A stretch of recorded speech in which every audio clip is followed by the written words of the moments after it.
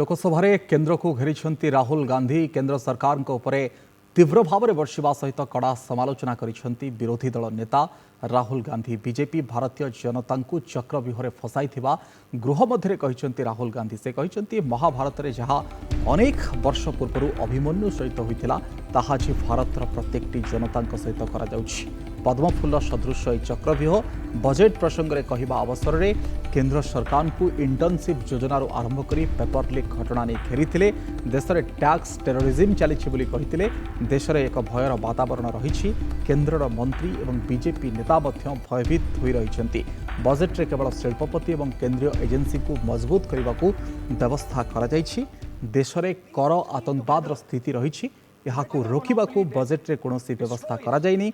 अर्थमंत्री बजेट में paper leak प्रसंग नहीं गोटे पदवी कहना शिक्षा क्षेत्र में 20 वर्ष भितर सबुठारु कम अर्थ व्यवहार कर बजेट में मध्यम वर्ग को सरकार धोखा देते एवं मध्यम वर्ग सरकार साथ छाड़ी इंडिया मेंट साथी रही राहुल। कृषकों को वर्तमान सुधा मिलना आईनगत एमएसपी ग्यारंटी बजेट में अन्नदाता किसी व्यवस्था नहीं कृषकों संपर्क में आलोचना करने को सरकार प्रस्तुत नुहति।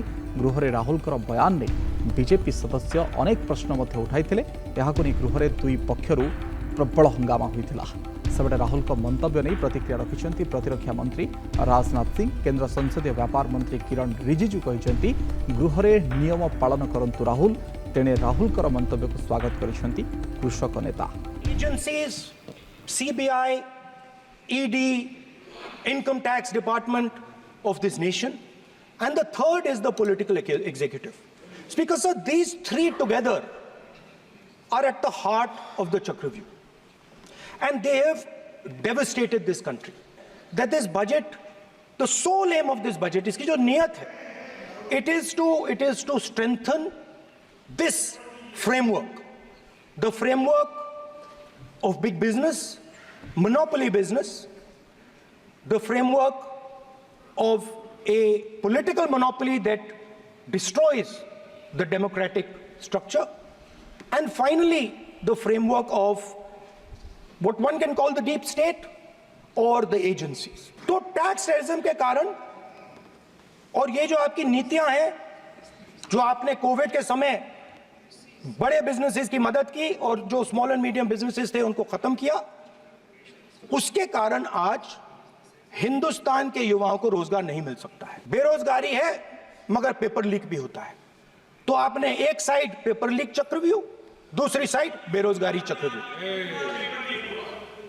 पेपर लीक मैं आपको बताता हूं 10 साल में 70 बार हुआ, अगर आप जानना चाहते हैं। इस बजट में अग्निवीरों के पेंशन के लिए 1 रुपया नहीं है। जो अन्नदाता हैं वो चक्रव्यूह से निकलने के लिए, आपके चक्रव्यूह से निकलने के लिए जो आपने बनाया 3 काले कानून, जमीन अधिग्रहण बिल को आपने कमजोर किया, उनको आप सही दाम नहीं देते हो।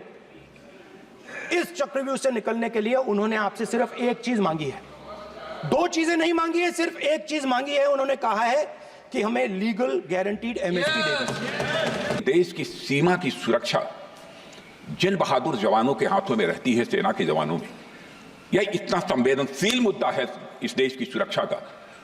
और सेना से जुड़े हमारे अग्निवीर के जवानों को लेकर जो देशवासियों को गुमराह करने की कोशिश की जा रही है, उस संबंध में मैं कहना चाहता हूं अध्यक्ष महोदय, जब भी आपका आदेश होगा इस सदन के समक्ष मैं पूरी तरह से अपना अग्निवीरों को लेकर स्टेटमेंट देने को तैयार हूं। Sri Rahul Gandhi ji has been appointed as leader of opposition. It is a constitutional responsibility. But he is not maintaining his responsibility. He must follow the decorum. Despite repetitive reminder by the Honorable Speaker, he has been violating the rules. Last time also, this time also. That is why I want to tell Sri Rahul Gandhi, please follow the rules. Please read the rules. You are not above the Constitution of India.